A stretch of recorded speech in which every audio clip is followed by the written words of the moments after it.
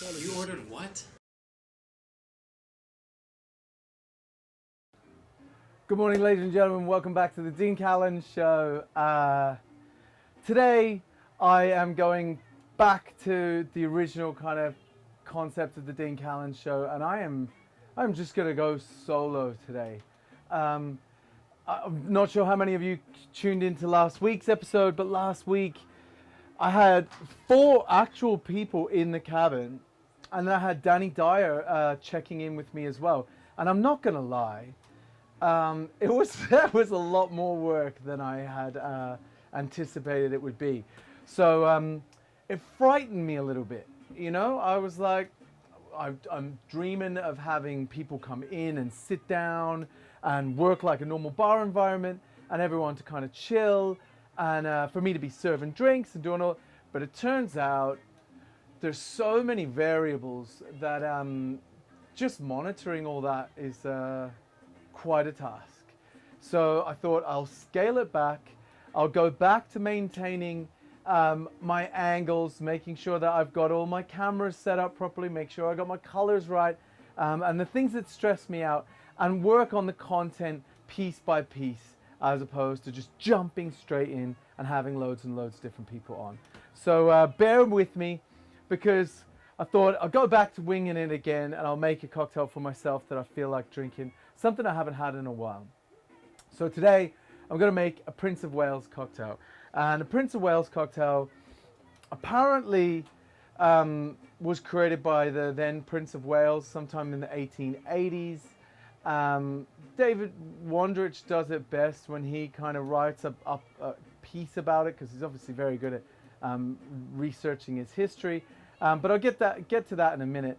I thought I would share with you something I had never intended to share.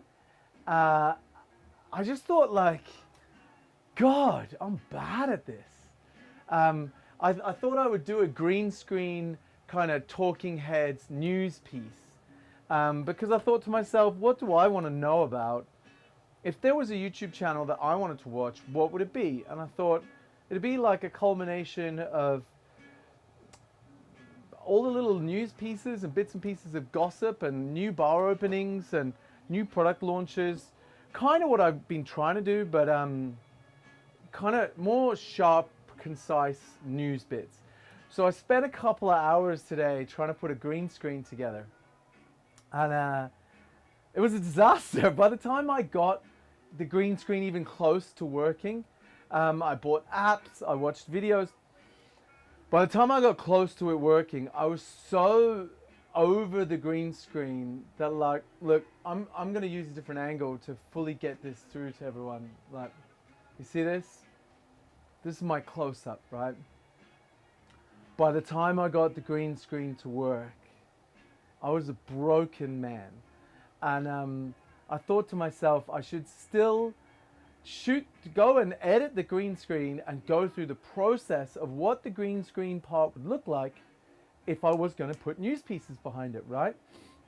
And obviously I have to watch myself when I do that, and I don't like watching myself when I do these things. But I was so miserable that I thought it was funny. So I thought I'd share it with you guys. So check this out, right? This is me attempting to do a green screen bit.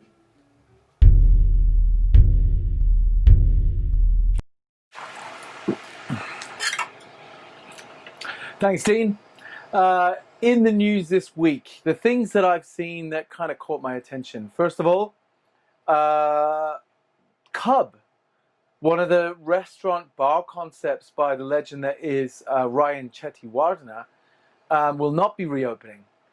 Him and the chef that he's working with have decided that after COVID it won't reopen. So that's not very nice. In other news, you've got another influencer. Well, he didn't make the list as far as I remember. He probably should have.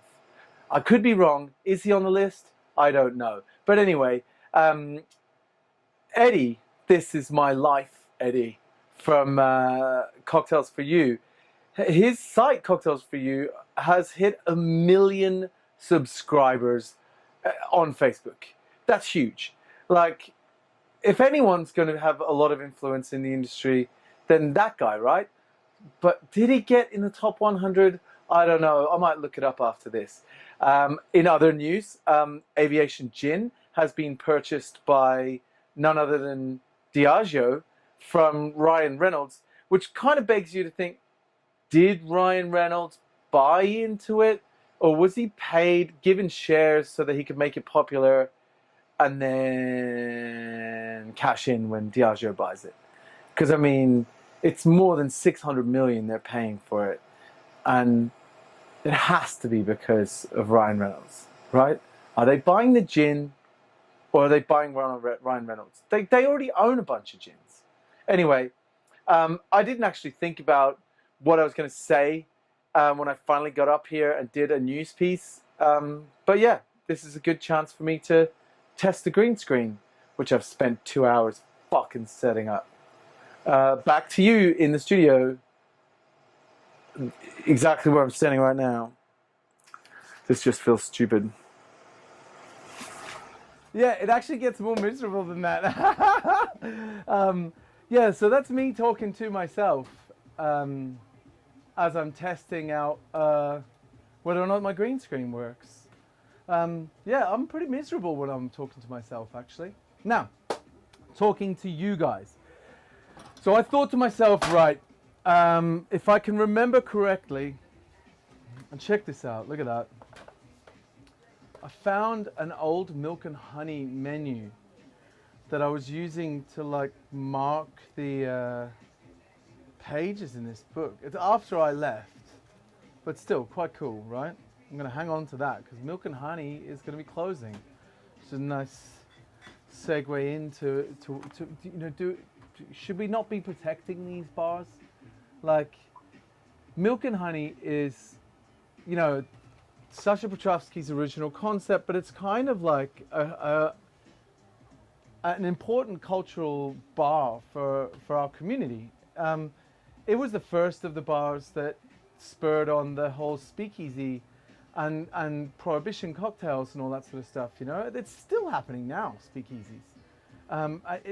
It helped kind of drive more people to making real cocktails and making them at pace. Yeah, it's a shame that it's closing. And like that, as well as Harry's Bar Venice. I don't know what's happening, but I mean, I'm gonna have to guess the American bar, even if it opens again, is not gonna be the same bar again. You lost all the staff. If you lose all the staff, I don't know how it could keep the heart and soul that made it the American bar. So in one foul swoop, we're potentially losing the American bar. We're definitely losing Milk and Honey. We're potentially we're losing Harry's Bar in Venice. You know, Harry's Bar is the home of the Bellini. Whether or not it's a great bar or profitable, there should be someone out there fighting for legislation, fighting with the governments in each different country to protect our cultural heritage. I think it's important. Like, whether you drink or not, the bars are a massive part of history. Been around for a long time. Right, so anyway, this is what Dave Wondrich says about the Prince of Wales. So the prince was a pup, a gay dog, a lech, a lush, a charming if stout son of a bitch. Said bitch being Queen Victoria, he watched decade after decade roll by with her grasping at the reins of power for dear life and nothing for him to do in official line but to wave to the nice folks. So he did what anybody else would do. He got grumpy and he got loose, right? Mistress and mischief ensued. He spent a lot of time at the table, the theatre, the club. It goes on to say really cool stuff, but to paraphrase, he travelled around the world and he drank loads of cool cocktails in the 1880s. He went to loads of saloons and stuff. But it is said that he created the Prince of Wales cocktail. Now, the way apparently it was written from the source that is the private life of King Edward the Seventh. King Edward, Royal House Rule, 1901. Right, this is how it's written. Prince of Wales is credited with having composed an excellent cocktail, right? So 1901, they're using the word cocktail. It consists of a little 1.5 ounce of whiskey, rye whiskey, crushed ice, a small square of pineapple, a dash of Angostura bitters, a piece of lemon peel, a few drops or a quarter of a teaspoon of maraschino, a little or 1 ounce of champagne, and some powdered sugar to taste. This short drink is often asked for at the clubs that he frequents. Right. Dave Wondrous's notes are that obviously for the quantities we must rely on our judgment. Champagne must be brut, if no doubt expensive, and the pineapple should preferably be fresh. Now, me personally, I used to use pineapple syrup for this, but I got fresh pineapple, and I've got powdered sugar. Put the sugar in a mixing glass, is the way he says it. Put the sugar in a mixing glass with the bitters and half of a teaspoon of water. Stir briefly until it's dissolved. Add the rye, the maraschino, and the pineapple chunk and fill 2/3 with cracked ice. Shake brutally to crush the pineapple. Strain into a chilled cocktail glass. Add the champagne and deploy a twist. Then smile. Now, I don't know where I got it, but for some reason, I had it stuck in my head that this could be made with either Cognac or rye. I don't know where I got that. It clearly does not say Cognac anywhere in this, right? So where did I get that from? I don't know. But I thought to myself, today, I'm going to make the original rye version, and I'm also going to make a Cognac version, right? And I'm just going to wing the measurements a little bit, make it a bit of fun. Right, so starting with the pineapple, let's get this cut up. Now it says a small chunk, right? Considering it was the 1880s, I would say it'd be a very small chunk, because in the 1880s, pineapples were mega expensive. I've removed the bin from around here, and I hadn't yet set up the new bin. I spent a lot of time on that green screen, only to then hate the concept of doing it. I like the idea of, you know, finding out as much as I can through the week of what's going on, distilling it down, and then sharing it with loads of people, right? Great idea. Let's get that out there. But in practice, sitting like and doing the talking head piece to a camera is kind of crap. I wasn't in the mood for it. So I guess like doing it right before the show. That is fucking good pineapple. Wow. That's really good pineapple. Oh my God. That might be the best pineapple I've had in years. Oh my God. I gotta save some of this for my wife and son. I can't eat it all.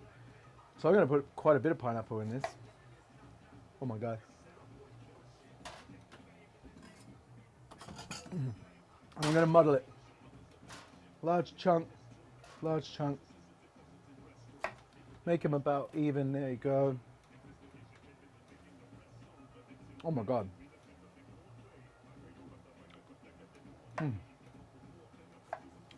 Wow. This is actually really good.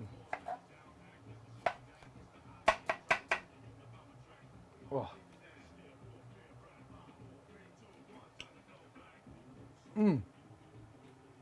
Oh my God. This is the best pineapple I've ever had.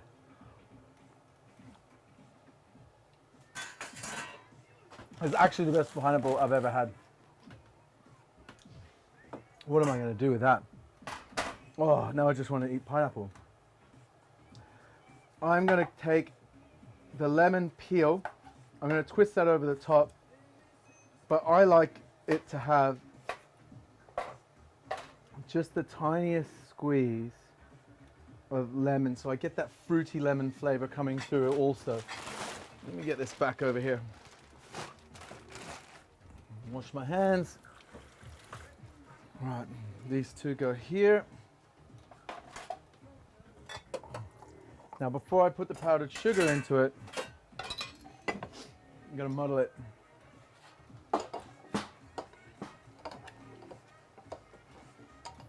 because I don't want the sugar going all over my muddling stick. I actually want this pineapple to be relatively well crushed up before I start shaking it. Honestly, best pineapple I've ever had in my life. That pineapple was fucking amazing. Like, oh, I can still taste it. Right, so 2 dashes of Angostura.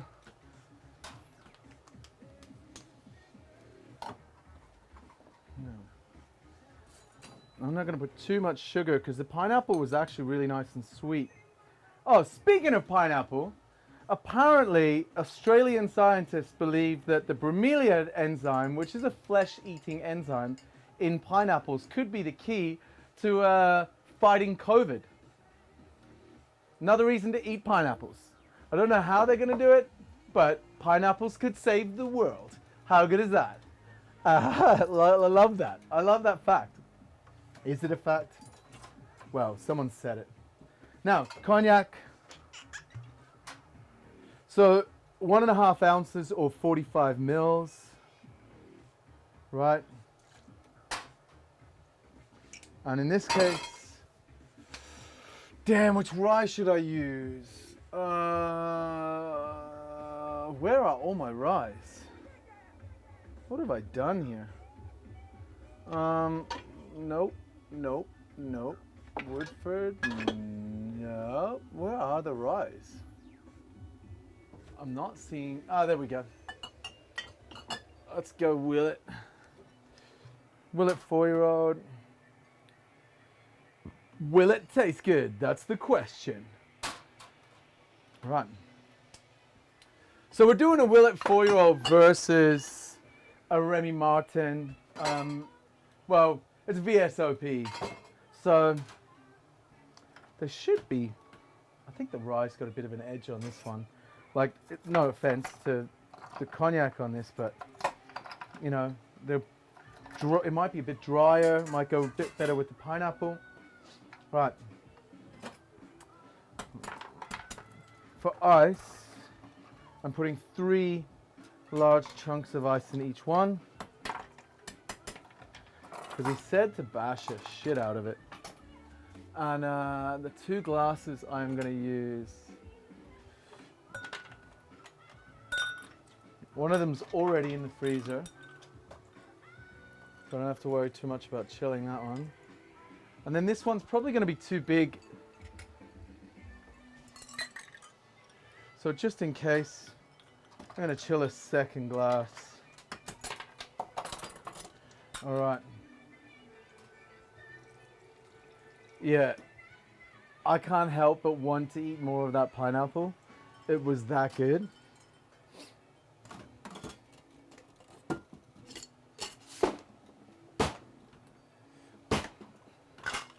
Now, which side was which? Good question.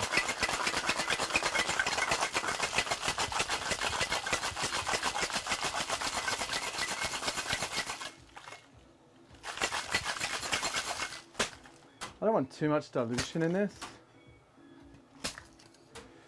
And that has gotten hell frosty. Where is that? Yeah, I guess you could probably make it out better on that one. Check out how frosty they are. Nope. Just doesn't come through on camera, Frosty. Frosty doesn't really play, does it? Right. Oh no! Alright. Well, just lost half the Prosecco. I'm using Prosecco instead of champagne because money. That's the real reason. I'm not going to lie. I'm not going to pretend I'm fancy. Like, I just can't be affording to opening a bottle of champagne every time I want to make one drink.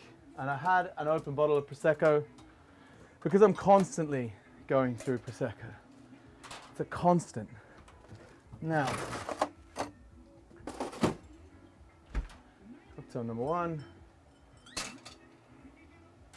Cocktail number 2. And where are my... Ah, that's right. I took all my double strainers away. Wow. Doing one at a time. Take it nice and slow. Maybe not. Maybe we don't have time for that. Are we time conscious today? We should be time conscious every day.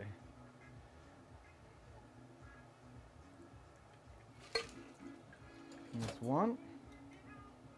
Now, this shit's coming out slow, so I can only assume that the pineapple has turned into like pulp.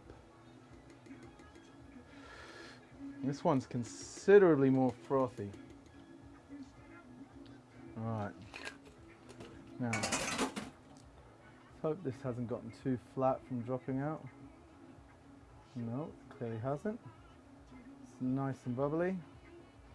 So he said like 1 ounce, a bit more than 1 ounce. And we got our lemon twists across both. I'm actually not going to discard this in this case. I would normally discard a lemon twist, but I want to get as much of that lemon oil in there as possible, because the original, they muddled it through. So you can only imagine how much lemon flavor and pith there was running through this drink.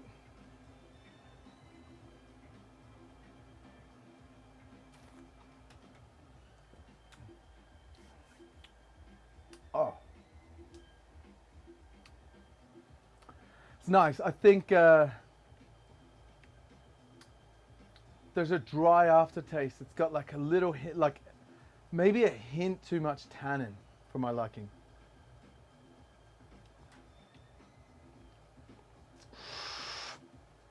I actually like that one better. Get more of the fruitiness of the pineapple. You know what I forgot? It's not in there. Maraschino. A couple of drops of maraschino. That's what I forgot. Right. Because I just don't have time, make a mistake. This is just for me. I would ordinarily, in a bar situation, remake that whole drink, start again, right? But then again, in a bar situation, I'd be making them, they'd be on the menu, I'd be making them all the time. Especially if it's one of my favorite drinks. I wouldn't have forgotten that shit. Forgot it today. Now, the maraschino is going to make a huge difference. I couldn't understand what is going on here. I'm missing something. Right, let's see. All right, that's better. So the maraschino has like taken away that tanning, like dry aftertaste that the rye had. It's probably going to complement this even better. In this one, it tastes a little bit more candied. Oh, you know what? I'm undecided. I'm going to have to make these again another day. Fun project to do though. Fun take on things. Now, as I was saying before about milk and honey, I kind of feel like the bar industry is lacking an organized, kind of structured group or union that kind of looks out for our better interests. For me personally, I've been thinking about it a lot, especially with COVID. If I could have one thing added to our industry, it would be some sort of like bar union force base group that watches everything that's going on, trains people to a base standard. So when you say you're a bartender, you had to pass some kind of test. You had to do some kind of training. I know that it won't work for everyone, but if you were a trained professional bartender working in part of a union and you had to do your WSET2 in spirits, you had to do some wine training, you had to do some beer training, you had to do some basic speed and accuracy training, and then let's say a small pre-tax amount of your wages went back into developing that for the next generation. But at the same time, if you're one of those bartenders, you get paid more than you would if you weren't one of those trained bartenders. I think that'd be awesome. And in fairness, if that group could then organize to protect things like Milk and Honey from closing, places like the Savoy American Bar from being completely gutted and changed and turned into something else, or closing, whatever it is that's happening there, it'd have to be a good thing for us. if people could see that bars were important cultural, parts of our culture, and if not bars, spaces where people gather and have done for hundreds of years. It's not about drinking alcohol. It's about the culture of sitting down and listening to the pianist in the American bar and being part of history. And the same for restaurants. Like, restaurants should be protected as well. Once they're 100+ years old and they're maintaining a culture, or an important dish has been made there. Beef carpaccio was created at Harry's Bar. Should be protected. Now, in saying this, I asked Mitch what he thought. Mitch's Minute.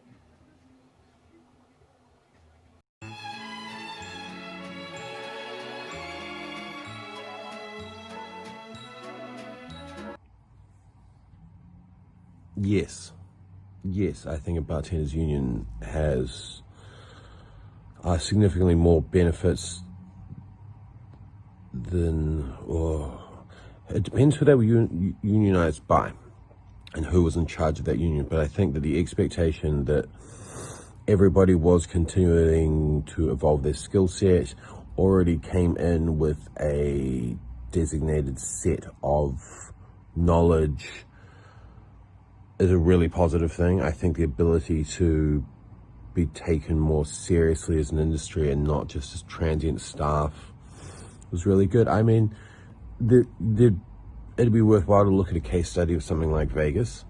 I don't know a lot about how that works. But yeah, I would really think that the people in charge of the union would make or break the worth of something like that.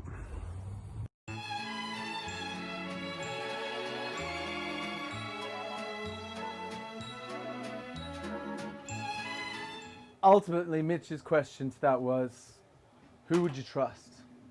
Who would you trust to have that say and control that union?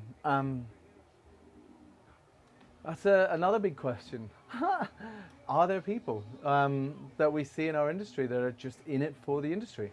Well, I know there are, but I mean, would they want to do paperwork all the time? That's a tough one.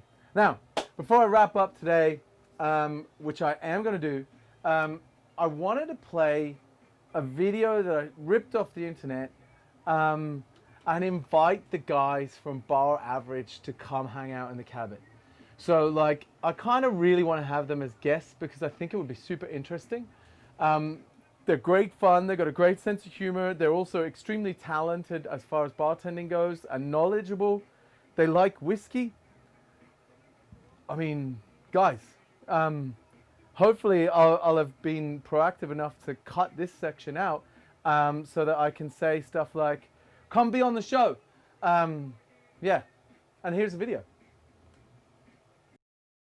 Bar Average Reviews, take 53. Welcome to Bar Average Reviews. Bar Average Reviews, take 53. Welcome to Bar Average Reviews. So we originally were going to do a whiskey tasting and talk you guys through tasting notes on different whiskeys, but then we realized we don't have any whiskey. So then we thought we were going to do a wine tasting, but we realized we know nothing about wine. So then we talked and we realized the only thing that we both have in our house is tinned fish. So we're going to give you guys a review of the best tinned fish that you should stockpile this spring. Thanks very much, Marshall. I mean, as you can see, that me and Marshall are in the same room, obviously. So hope you enjoy the rest of the thing.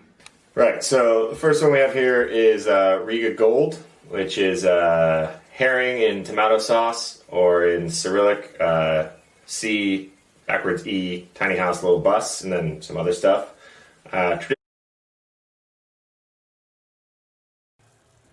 So I was recording that, and I hit my limit for the amount of time I'm allowed to be on social media for the day. So I thought I'd keep that in there. I thought that was kind of funny. Speaking of which, you should probably go and do some real life stuff with your life today instead of just watching this. And if you do get the opportunity, try a Prince of Wales cocktail. I walked past that pineapple in the shop and I smelt it and I thought to myself, I've got to make something with that. I underestimated how good it would actually be. Like, my mouth is watering. So I am going to save some for my wife and son. but I'm going to have some more before I bring it inside for them. Anyway, it's been a pleasure getting back on the show. It's kind of infrequent now, but again, as I said, I wanted to start back again, start from scratch, and slowly build back up to having guests on the show after the craziness that was last week. Have a nice day. See you next time.